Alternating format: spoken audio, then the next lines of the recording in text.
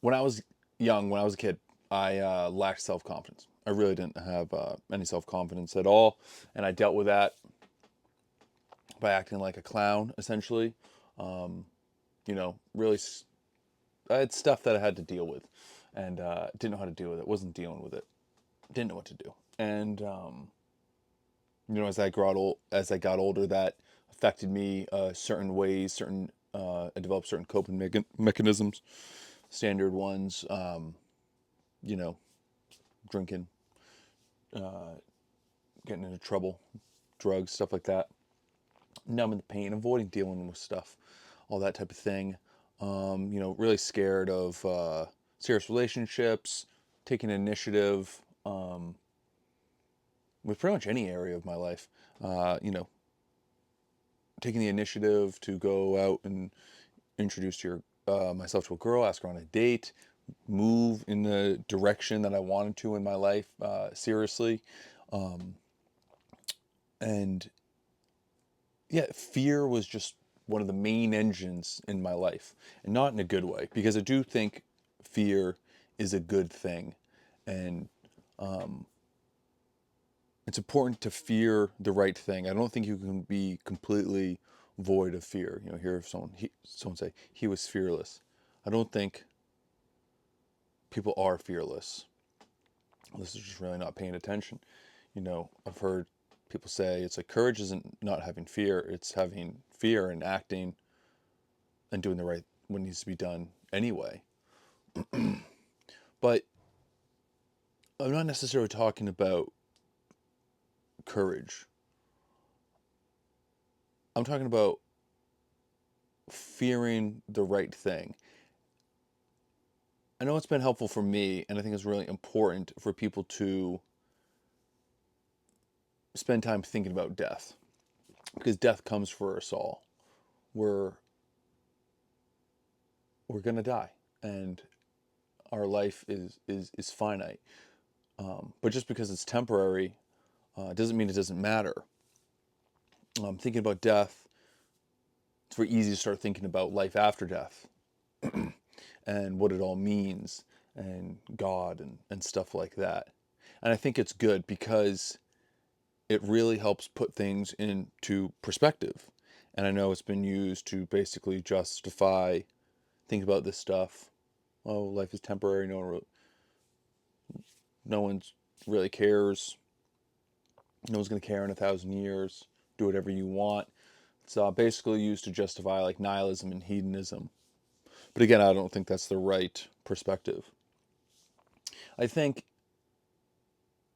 it's very foolish to think that there's nothing going on. I think atheism is foolish. Materialism is foolish. I think the Big Bang, evolutionary explanation for the beginning, I think are very, very bad explanations. But they've gotten rooted in our society. And a lot of people just accept them without really thinking about it. And I think if you think about, there's something going on. There's obviously an intention to reality. There's rules of physics, mathematical rules, laws of nature, and so if there's intention, just like there's intention, there was intention, and when the rules of soccer were set up, and if you're going to play soccer, it's within your best interest, if you're going to play the game, to align yourself with the intention of the game, to play by the rules. And I think it's important to factor this in, especially now with so much crazy stuff going on. It's very easy for me to get scared about the future, collapse, tyranny, all sorts of BS. But when I factor in God, which is still something like I struggle to really talk about sometimes, because to, to talk about something, you have to be able to define it. And if you are talking about defining God,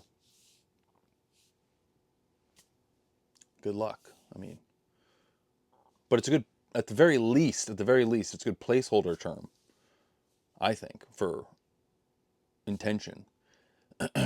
And what I've grown to fear, because I still have lots of fear, but it's now been more so, I fear that I don't make the best use of my time and alive. I'm not even talking about, oh, you know, not procrastinating and being efficient. I'm just like, I exist for a short period of time. There's intentionality that brought me here, and I need to figure out the best way to align with that. And if I fall short, it matters. And it's much deeper than just like anything on a societal level. And it can be difficult to think that way because it doesn't necessarily mean you're going to align yourself within societal's expectations. It's a much more spiritual approach. It's a spiritual path. I think Lil Wayne said it.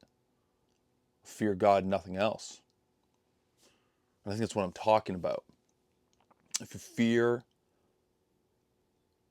the biggest fear one should have is not living up to their potential and doing what they're supposed to do.